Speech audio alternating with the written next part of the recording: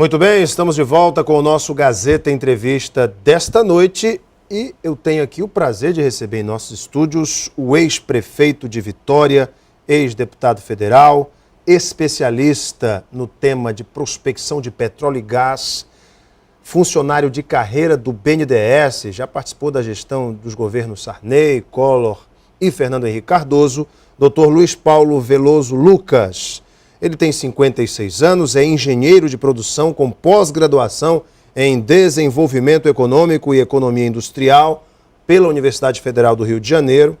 É de Vitória, no Espírito Santo. Como falei, funcionário de carreira de alto escalão do BNDES desde os anos 1980. Foi prefeito de Vitória por 2 vezes, 2 mandatos, de 1996 a 2000 e de 2000 a 2004. 2 anos depois, elegeu-se deputado federal. Em 2010, perdeu a eleição para o governo do Espírito Santo para o socialista Renato Casagrande. Atualmente é professor de economia na Faculdade de Direito de Vitória, é palestrante e consultor em diversos temas e atua no projeto Espírito Santo 2030, o plano estratégico do Estado.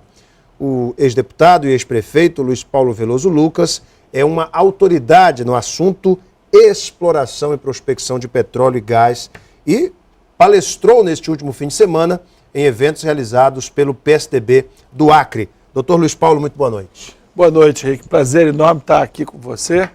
Aproveito para mandar o meu abraço a todos os telespectadores aqui da Record, da TV Gazeta de Rio Branco. Meu grande abraço. Doutor Luiz Paulo, na semana passada, conversei aqui com o deputado federal Márcio Bittar e ele falava da sua expectativa de que no próximo leilão para a exploração de petróleo e gás em território nacional, o Acre já tem uma participação garantida. Nós sabemos que esses leilões, as empresas que vencem, elas correm o risco de explorar o petróleo na região. Se for comercialmente viável, ótimo para as empresas, se não, elas fizeram um investimento e vão ter que arcar com as consequências. A minha primeira pergunta é, o senhor se debruçou sobre os estudos da ANP sobre petróleo e gás no Acre?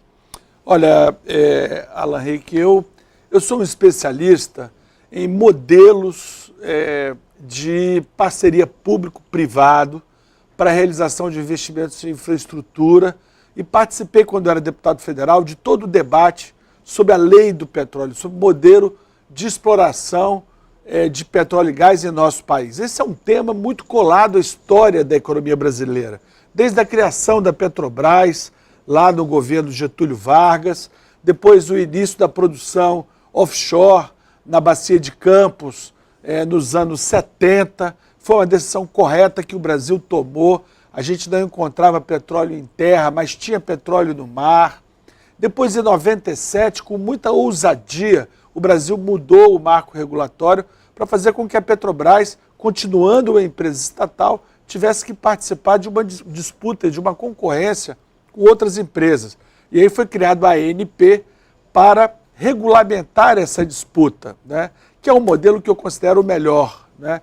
Então eu acho, eu quero dizer aqui para você e para todos os acreanos que nos ouvem e nos assistem, que as perspectivas de toda a bacia amazônica são espetaculares para hidrocarbonetos.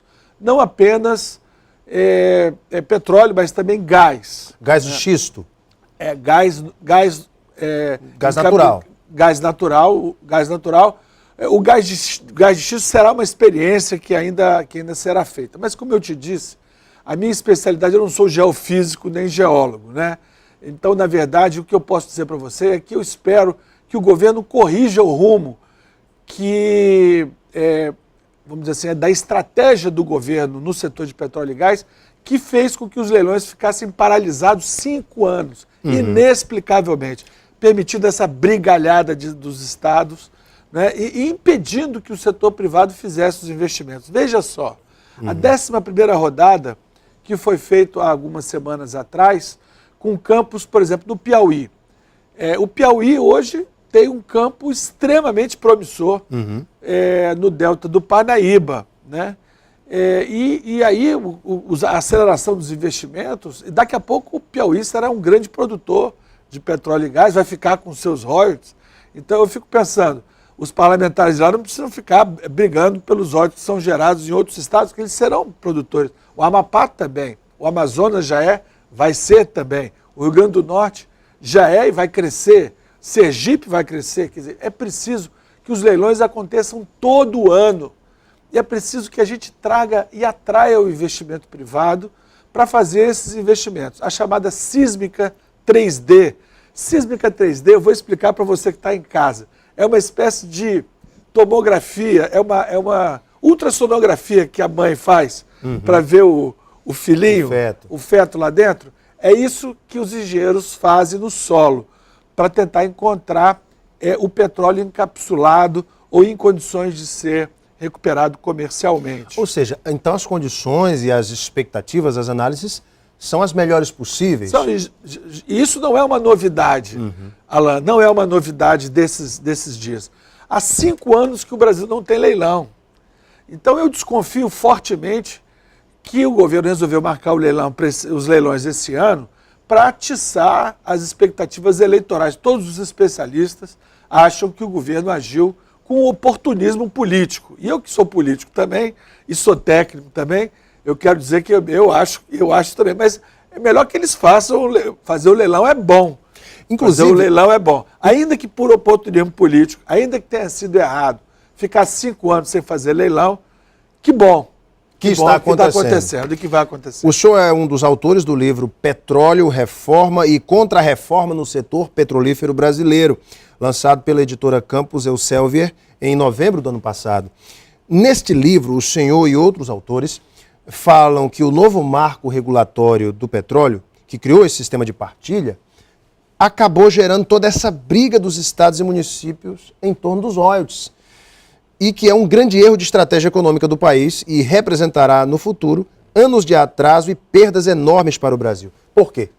Porque em 2007, quando foi descoberto o campo de Tupi, que eles mudaram o nome para Campo de Lula, que foi a chamada descoberta do pré-sal, o governo fez um grande marketing dessa descoberta e passou para as pessoas que petróleo era uma espécie como se tivesse um caixa eletrônico lá no fundo do mar, ou bilhete premiado. O próprio ex-presidente falou, o bilhete premiado. Não é isso. Não é nada disso. Requer milhões e bilhões de investimentos. Na verdade, tem petróleo no subsolo de todo o planeta. A discussão é se o que vale são as informações geofísicas de onde estão aquelas reservas que podem ser recuperadas comercialmente, que o custo de extração compensa a energia contida nesses hidrocarbonetos. Para você ter uma ideia, fazer um furo na região do pré-sal custa 200 milhões de dólares. E precisa de fazer 4 para poder viabilizar o campo. 4 no mínimo, se os 4 forem bem-sucedidos. A taxa de sucesso é da ordem de 40%. Então é normal que você, para ter precise, para ter 4 furos, fazer mais do que 4 furos, né? Para ter 4 poços. Então, você tem hoje no setor de petróleo e gás, representa 47% de todo o investimento feito na indústria brasileira. Metade do investimento no Brasil é feito no setor de petróleo e gás. É um setor extremamente promissor e importantíssimo. E por que a Petrobras tem vivido esse período de estagnação no atual governo? Por causa da mudança do marco regulatório, que é o que eu explico no meu livro, junto com o economista Fábio Giambiadi, do BNDES também. Nós fizemos um trabalho durante 2 anos, junto com os principais especialistas, e mostramos que a estratégia feita em 97 permitiu que a produção dobrasse, que as reservas quintuplicassem, que as receitas governamentais saíssem de 200 milhões para quase 30 bilhões de reais por ano, que em vez de uma única empresa, a Petrobras, a gente tivesse 65 empresas investindo aqui, que foi uma estratégia super bem sucedida. E não fazia sentido mudar essa estratégia quando houve a descoberta do campo de Tupi em 2007. Na verdade, foi uma estratégia política eleitoral usada pelo governo para dar uma saia justa da oposição, para acusar a oposição de estar querendo privatizar. Aquele velho jargão da ditadura militar, o petróleo é nosso. Pois é, o petróleo é nosso se for... ele sempre gerar será riqueza para todos os brasileiros. Ele sempre será nosso, mesmo que ele seja descoberto por uma empresa privada ou mesmo por uma empresa estrangeira. Ele é nosso, se ele for extraído comercialmente, vai ser vendido, 10% do valor bruto é royalty e 40% do valor líquido, depois de tirado todos os custos, também vai para o setor público na forma de participações especiais. Portanto, o que nos interessa é ampliar os investimentos. O que interessa ao Brasil, o que interessa ao Acre, o que interessa ao meu Espírito Santo é que exista muito investimento. Aí eu vou dizer, mas será que esses investimentos são interessantes? Olha aqui, Alan Henrique. O Brasil só conhece 7% da sua bacia sedimentar. Olha só. Para você ter uma ideia, os Estados Unidos conhecem mais de 90%, Canadá mais de 90%, a Rússia mais de 90%. O Canadá se extrai petróleo de areia. Pois é, são as areias betuminosas. O Canadá já está produzindo mais de 1,5 milhão de barris de petróleo por dia do xisto betuminoso. Os Estados Unidos já produz 2 milhões por dia de xisto betuminoso. E eles começaram a fazer isso depois que o Brasil descobriu o pré-sal. Olha só. Porque eles não ficaram sentados em cima de berço esplêndido. Eles alavancaram os investimentos. O erro feito aqui no Brasil, pelo atual governo, mais particularmente no segundo mandato do ex-presidente Lula e no mandato atual da presidente Dilma, foi ter paralisado os leilões e espantado o investimento privado. Tenta retomar agora com esses leilões. Já retomou, já fez 2 leilões. Aliás, fez leilões pelo marco anterior, pelo marco regulatório anterior, pelo regime de partilha de concessão. E qual o papel do Congresso, dos deputados e senadores nesse episódio, nesse debate?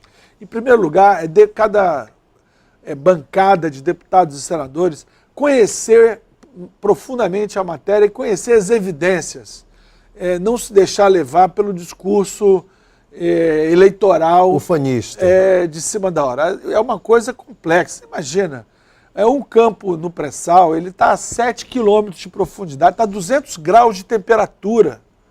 Você imagina um tubo funcionar a 200 graus, com 200 graus de temperatura, uma bomba de deslocamento positivo funcionar nessas condições, é muito complicado.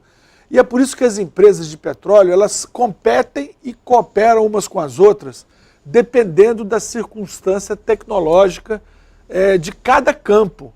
Às vezes uma empresa ganha um campo, começa a furar, e vê, não, quem entende dessa situação aqui é uma outra empresa lá do Cazaquistão.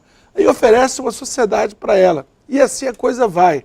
A Petrobras ela tem que se preocupar em ser uma grande empresa operando no mundo inteiro, não apenas no Brasil. E para o Brasil, os interesses do Brasil, eles serão muito melhor defendidos se a gente tiver a Petrobras e muitas outras empresas investindo para produzir riqueza, impostos e principalmente empregos e renda para os brasileiros. Para finalizar, o nosso tempo já estourou. O senhor defende uma distribuição equitativa dos royalties do pré-sal? Olha, eu defendo que os estados e municípios, aonde a exploração e produção de petróleo, como a Constituição diz, tem uma participação equitativa de jeito nenhum. Se fosse assim, ninguém nem se interessaria em ter atividade de exploração e produção, né? Eu defendo que estados e municípios, aonde a exploração e produção acontece, fique com a parcela mais significativa, com certeza.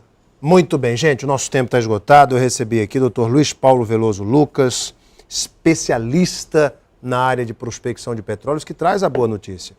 A região realmente é rica em petróleo e nestes próximos leilões o Acre também está inserido. Dr. Paulo Veloso, muito obrigado pela sua Eu que agradeço, parabéns pelo programa. Muito obrigado, sucesso imenso. Obrigado para você também. Para vocês que nos acompanharam, muito obrigado pela audiência e o carinho. Um beijo imenso a todos, fiquem com Deus no coração e até amanhã.